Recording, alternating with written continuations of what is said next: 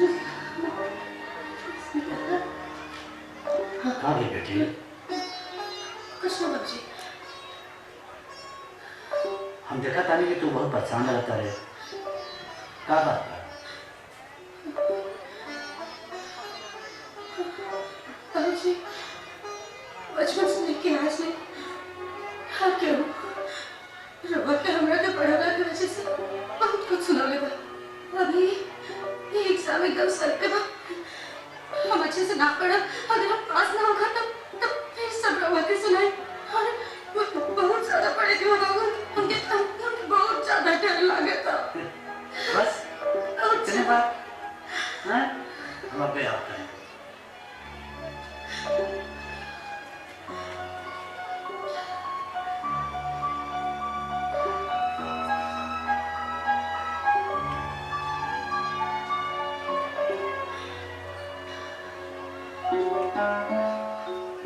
बेटी, इंसान के सबसे ज्यादा कोनो चीज कमजोर करेला ना तो वो है डर। हाइला दुर्गा माता का लॉकेट है, एक पहन ला। दुर्गा माता तो के शक्ति दी है, तो के लीडर बने हैं, और एक लीडर इंसान अपना साथे साथे पूरे समाज का भला करेगा। ये पहन ला।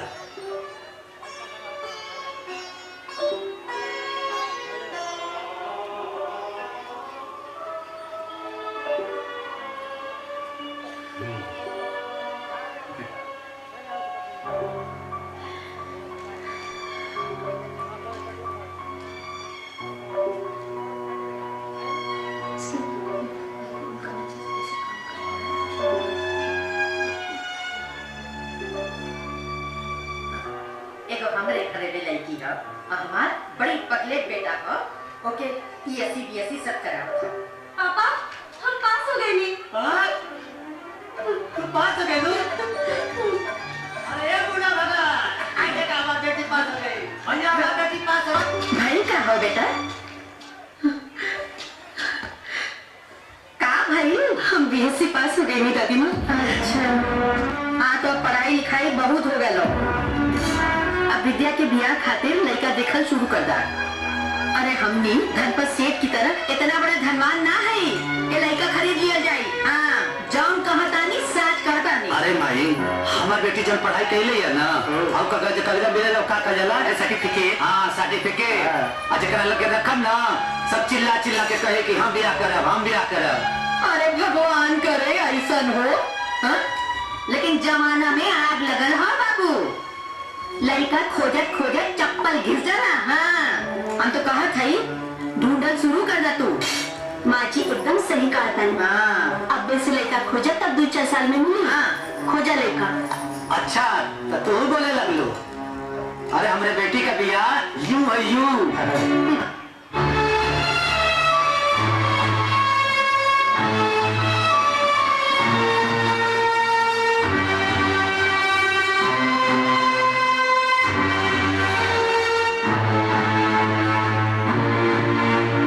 बेटी हमरा पसंद भी है। स्वस्ति वाचनम भद्रशुक्तम हरिः ओम आनो भद्रा गदवो।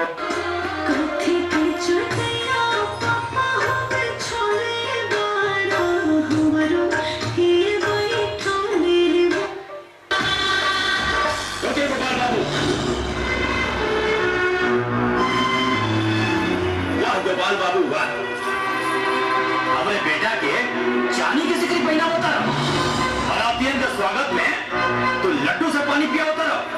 नहीं के अरे अरे हम ना चलने के इंसान इतना बड़ा भिखारी हुई।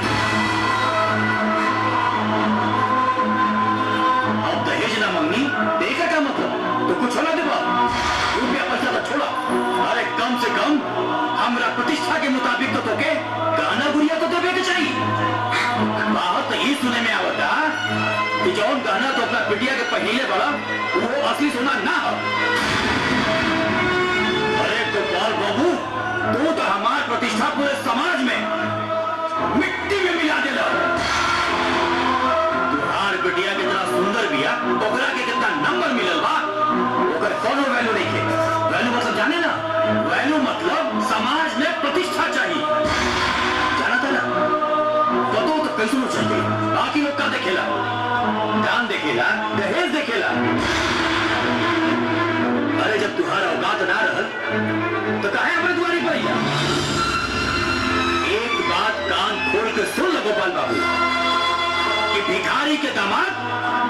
भिखारी होला।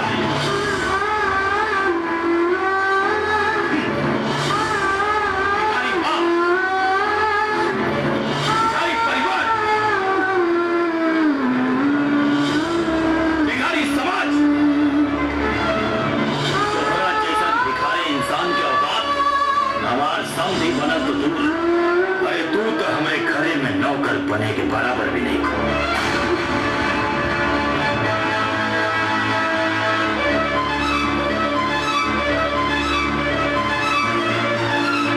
चल दौड़ जल्दी। अरे छोड़ा नहीं सब में धोएगा ड्रामा। धोखेबाज कहीं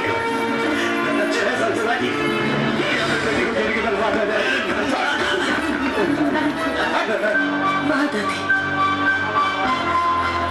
हम लोगों खातिर इतना बड़का बोझ हो गई कि लोगों ने कौन सोचा था ए बाबूनी, ई पढ़ाई लिखाई कुछ ना होखेला। अपन बाप का बेइज्जती भुला गइलो का? आय, अरे तू का चाहत तारू कि तोहार बाप तोहार बियाह के चिंता में फांसी लगा के मर जाएगा? आय, अरे ई पगला तोहरा के पढ़ाई ना कराले सा, ई अपन मौत के रास्ता तैयार कइले सा। बस करी दादी, बस करी। अरे हम भगवान के दियल औलाद हई और वो एगो बेटी हई जेकरा के पूरी दुनिया में घर के लक्ष्मी कहल जाला, लेकिन अपना बाबूजी की मजबूरी की वजह से हम घर के लक्ष्मी से सीधा बोझ बन गए नी। ऐसा कौन गलती करी बड़े पापा? हाँ? बस हमरा के पढ़ा लिखा दे ले ही है ना।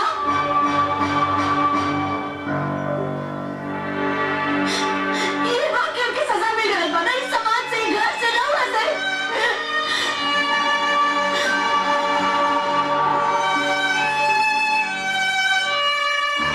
बाबूजी,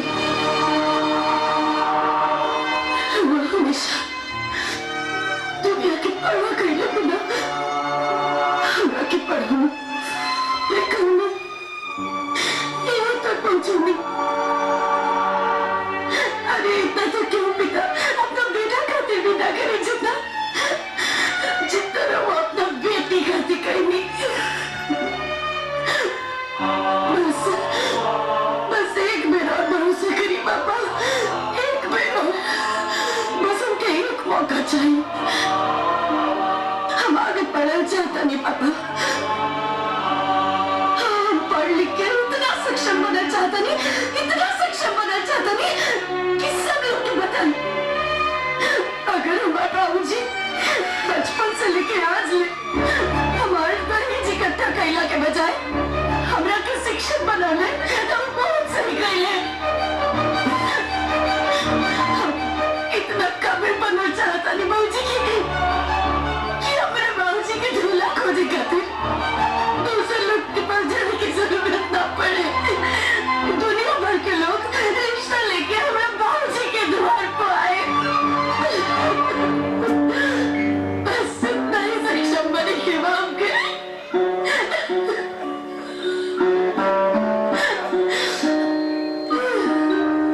और हमें वहाँ से वादा करा था नहीं। हमरा वजह से जे के भी रोवा की बेइज्जत कइले बा, हमके पढ़ौला की वजह से जे के भी रोवा के हीन समझ ले बा। उस सब लोग के सामने रोवा फख्र से कहा कि हमारी बेटी हमारी शान है।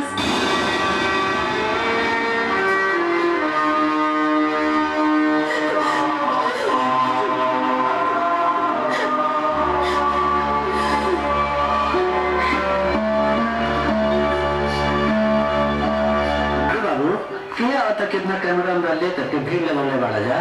अरे चाचा एगो लड़की है कोनो गांव के हिया जो बहुत बड़का परीक्षा आईएएस टॉप कइली। अच्छा, हमरो बेटी आवत है, वो शहर में पढ़े ले।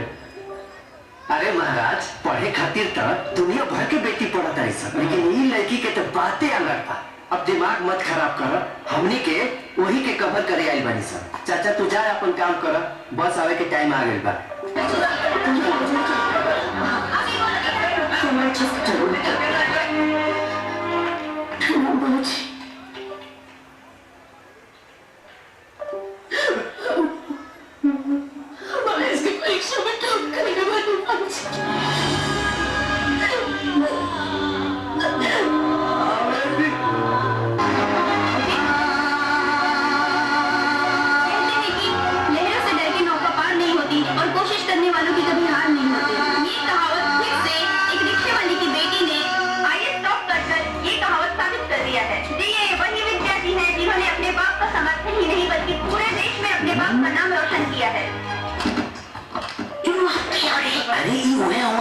जिससे विद्या दीदी की शादी टूटल रहे। अरे प्रणाम माता जी, प्रणाम प्रणाम। आप देखिए ना, आज कितना शुभ दिन बा कि हमार होखे वाली पतो IAS बन गई। जानता नहीं हो कि हमार पतो हीरा हो, चमक बेटो। देखी चमक गई। देखी अब ना हम अपना पतो के बड़ा धूमधाम से ले जाए बने, पूरा तैयारी करके आए बने। अच्छा अच्छा बेटी हमको बुला के आओ। जाए जाए गोपाल ये को बुलाओ। अरे गोपाल जय हो भगवान, भगवान गति माफ करा। बड़के पापा जी, जे लोग दीदी के बारात वापस लेकर डाले वो लोग फिर से आए बारे। अरे बेटा भगवान बनवास से आ गए मेरे। हाँ अरे उन लोग खुद चलकर आए लोग। अरे बेटा बाहर बारात उरात सब तैयार करके आए लोग। ए बेटा बस जल्दी से तय सब करके हमारे बिटिया का ऐसा ब्याह कर दो। हाँ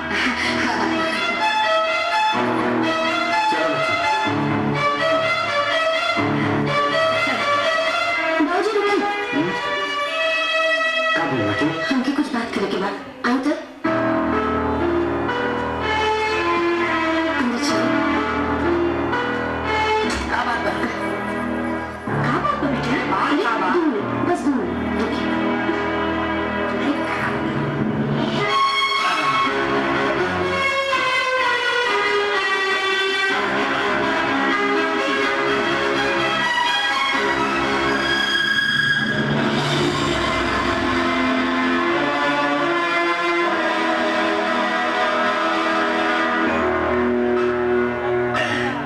देखी ना, जब बारात आई रहे तो हमारा क्या कलर करे। अरे मैनेजर हो गई बा कलरवा लोग के आशीर्वाद से। अब जाने ताने गोपाल बाबू सब संयोग होला। अब वो दिन संयोग ना रहल, ब्याह ना हो पावल। अब जाने तानी भगवान की मर्जी देखी कि हमार लड़का आजो कुंवार बा। काहे की एहनी के जोड़ी आसमान से बन के आई बा। ए गोपाल बाबू हमरा के 2 चक्का 4 चक्का रुपया पैसा गहना गुड़िया कुछ होना चाहिए। काहे की दुल्हन दहेज होला। अब जब रउआ अपन लक्ष्मी हमरा के दे रहल बानी, अब ऐसे बड़ संपत्ति का होला हो कि ना। अब राजा जनक जी बन के एगो एहसान कर दी कि हमरा पतोहिया की कन्यादान कर दी। दहेज कितना देबा? लड़की वाला दहेज मांगेला जी। इतो लड़की की बेचना के बराबर भाई। लड़का वाला दहेज मांगे तो शान है, और लड़की वाला दहेज मांगे तो बेचल का है। हमार लड़की तोहरे लड़का से लाख गुना बढ़िया। अरे रघुआ का कहता नहीं, कुछ समझता नहीं। इस समाज का कही महाराज। समाज उहे कहे जौन हम कहो। पहलू काबिलियत के है, चाहे बेटी हो के चाहे बेटा। परिवार संभाले बेटी, वंश बढ़ावे बेटी, प्रतिष्ठा बढ़ावे बेटी। दहेज लिया बेटा के बाप, सबके खिया के भूखे पेट सोए बेटी। दहेज लिया बेटा के बाप, सास ससुर ननद देवानी जेठानी सबका गुलामी बजावे बेटी। दहेज लिया बेटा के बाप। अब हम समझ गए, हमरा के माफ कर दी। रउआ हमार आँख खोल देनी, हमरा के अपन गलती के एहसास हो गई। अब रउआ हमरा के ढेर बेइज्जत मत करी। हम 2 गो साड़ी पर ब्याह करे खातिर तैयार बानी। तोरे जैसन छोट सोच वाला ना, हमरे जैसन बड़ सोच वाले के रिश्ता ना कर सकेला। हमार बेटी IAS अफसर है ना, हमार शान है, हमार पहचान है।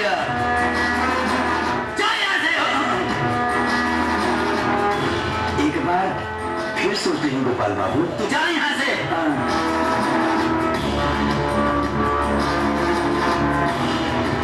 सुनिए,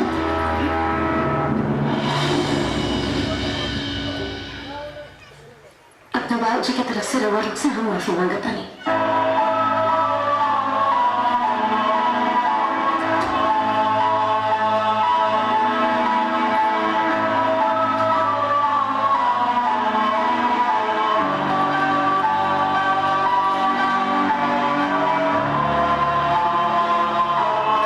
जी की तरफ से हम आप लोग से माफी मांगना चाहता है।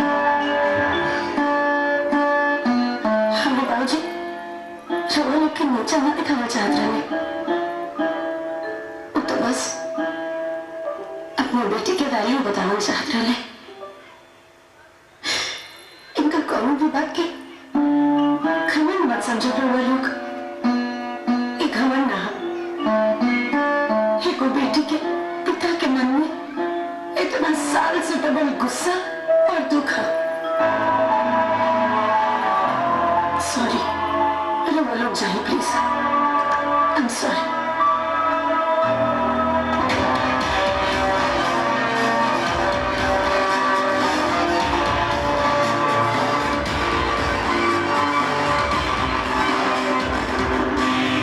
आ चुकी हैं? Yes ma'am.